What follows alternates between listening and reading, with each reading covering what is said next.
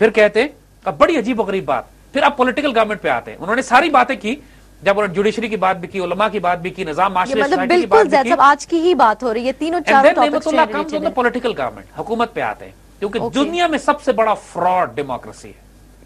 जिस तरह की डेमोक्रेसी हमारे यहां मुसल्लत की गई है कि बदतरीन बदकार लोग मुसल्लत किए गए, खुद अमेरिका में भी जिस तरीके से मीडिया और पैसा कंट्रोल करने के बाद ये अपनी मर्जी के हुक्मरान लेकर आते हैं। और दुनिया से इकबाल ने जब कहा है जमहूरियत के बारे में कि ये जिसको तुम आजादी की नीलम पर ही समझते हो, ये इस्तबदाद और जुल्म का देव है जो पांव मारता चला आ रहा है, ये ऐसा निजाम हुकूमत है जिसमें इंसानों को गिना करते हैं, तोला नहीं करते।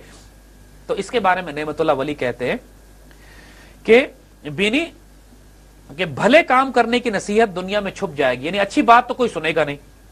और तुम ये देखोगे कि एक फ्रॉड और एक फ्रेब के जरिए एक सियासी निजाम बनाया जाएगा जिसको ये कहेंगे कि ये हमारी हुकूमत है, ये पॉलिटिकल सिस्टम है। यानी साजन हीला अफसू नामिश नहन निजामा, एक जादू का, एक धोखा, फ्रॉड बनाएंगे और इसको नाम देंगे हुकूमत का, गवर्नेंस का, डेमोक्रेसी का, डिक्टेटरशिप का।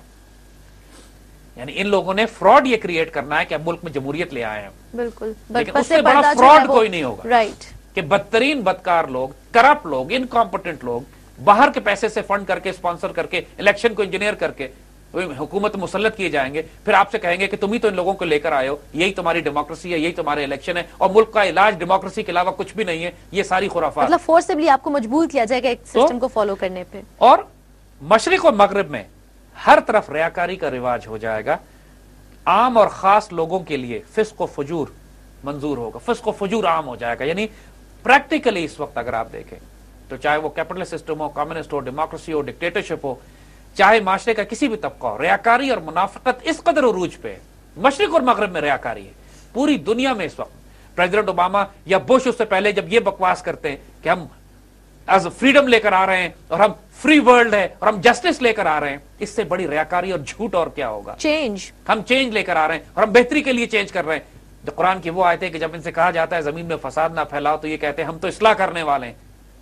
बदबख्त लोग, पूरी सब रियाकारी है। ये सियासी निजाम रियाकारी है, ये पॉलिटिकल सिस्टम रियाकारी है, ये इकोनॉमिक सिस्टम रियाकारी है कि ये इतना बड़ा बैंकिंग सिस्टम बना है, मुल्क में तरक्की हो रही है, जीडीपी 8% और 6% पे हुई है। ये सब फ्रॉड, फ्रैक्शनल रिजर्व बैंकिंग पे, फॉल्स पेपर करेंसी पे जो इकोनॉमिक सिस्टम बना हुआ है, इतना बड़ा, दुनिया बड़ी तरक्की कर रही है जनाब। टोटल फ्रॉड और धोखा, रियाकारी और मुनाफिकत। कहते हैं हर तरफ मशरिक और मगरिब में सिर्फ रियाकारी होगी, तुम्हें हकीकत कुछ नजर नहीं आएगी। फिर कहते हैं तो इस वक्त किसी अहले हक को नहीं देखेगा, अज अहले हक नबी नहीं दरान जमा किसेरा, उस जमाने में तुम किसी अहले हक को नहीं देखोगे। आज हाल ये नहीं है कि दुनिया में लोग पूछते हैं कि लीडर कहां है, कोई अच्छा इंसान नजर आ जाए हमको, कोई अल्लाह का वली नजर आए। मोस्ट कॉमन क्वेश्चन, सबसे कॉमन क्वेश्चन ये है कि अहले हक किधर है। बिल्कुल, जिसको अल्लाह के बंदे कहते हैं ये कहतुर रिजाल का दौर होगा, अल्लाह के बंदे खत्म हो जाएंगे, नजर नहीं आएंगे। अज अहले हक नबी नहीं दरान जमा किसेरा, दुजवा व रहजना रा बरसरे नेहान अमामा, जो चोर डाकू डकैत हैं, मुसलमानों के माल लूटने वाले हैं, खयानत करने वाले हैं, वो जिनको एनआरओ से धोना पड़ता है, वो मुल्क के सरबराह बन जाएंगे। एग्जैक्ट अल्फाज हैं, and they have appeared in books written hundreds of years ago. Truly amazing, absolutely stunning. कि अहले हक तो में नजर नहीं आएंगे, करप्ट और नापाक तरीन लोग मुल्क पे हुक्मरानी करेंगे। बाकायदा दुज, चोर का लफ्ज इस्तेमाल किया उन्होंने, चोर, फ्रॉड, करप्ट लोग वो मुल्क पे हुकूमत करेंगे। चोरों और डाकुओं के सरों पर तू देखेगा कि वो हुकूमत कर रहे होंगे, उनके सरों पे दस्तार रखी होगी, बड़े मौजूद होंगे, उनको सलूट किया जा रहा, गार्ड ऑफ ऑनर मिल रहा होगा उनको, पर अंदर से उनकी हकीकत कुछ और ही होगी। और झूठ और रियाकारी, गीबत, फिस्क और फजूर आम हो जाएगा, और कत्ल, जना और बुराई बदकारी इतनी आम हो जाएगी कि देखो कि इस वक्त कत्ल का ये है, इतना कत्ल होगा। हुजूर में हदीस शरीफ में भी जिक्र किया गया था कि आखिरी दौर में कत्ल आम हो जाएगा। ना कातिल को पता होगा कि वो मकतूल को क्यों कत्ल कर रहा है, ना मकतूल को पता होगा कि मुझे कातिल क्यों मार रहा है। बदतरीन जमाना होगा। आज भी आप देखिए कि एक मस्जिद में जब हम ये प्रोग्राम कर रहे हैं तो सुबह खबर आई है कि मस्जिद में जुमे की नमाज के वक्त धमाका किया गया और 100 के करीब लोग जख्मी और शहीद हुए। वहां पे किसी को कुछ नहीं पता कौन किसको क्यों मार रहा है। चारों तरफ इस तरह कत्ल और गारत हो रहा है, रोज लोगों की सरकटी लाशें मिलती हैं, लोग एक फसाद बर्पा हुआ है, लोग खुदकुश हमले हो रहे हैं। पूरे शहर में सैकड़ों, पूरे पाकिस्तान में सैकड़ों लोग शहीद किए जा चुके हैं पिछले साल 2 साल में, उन खुदकुश हमलों में जिसमें ना मारने वाले को पता कि वो क्यों मार रहा है, ना मरने वाले को पता कि मुझे क्यों मारा जा रहा है। बल्कि ये तो टर्म ही अब आई है, खुदकुश हमला।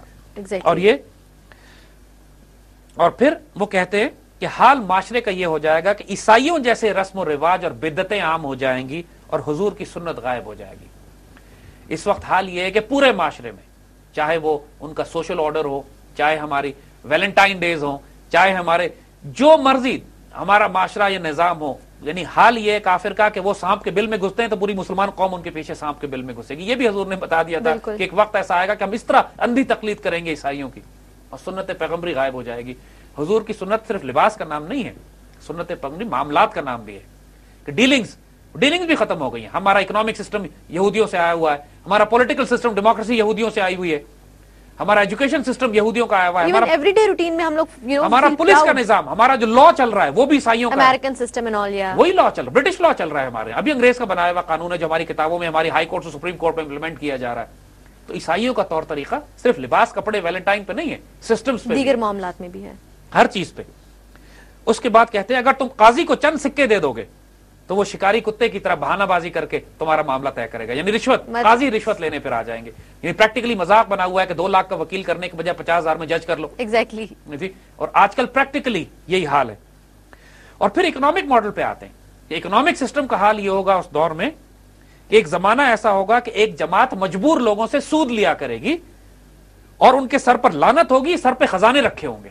यानी इस वक्त जो बैंकिंग सिस्टम का हाल ये है, जो उन्होंने कहा कि एक ऐसा निजाम बन जाएगा, एक ऐसी जमात आएगी जो पूरी मजबूर दुनिया को मजबूर करके सूद लेगी। The entire economic model is based on पूरी दुनिया को मजबूर करके कर्ज देके उनसे फिर सूद और रिबा के ऊपर लेना।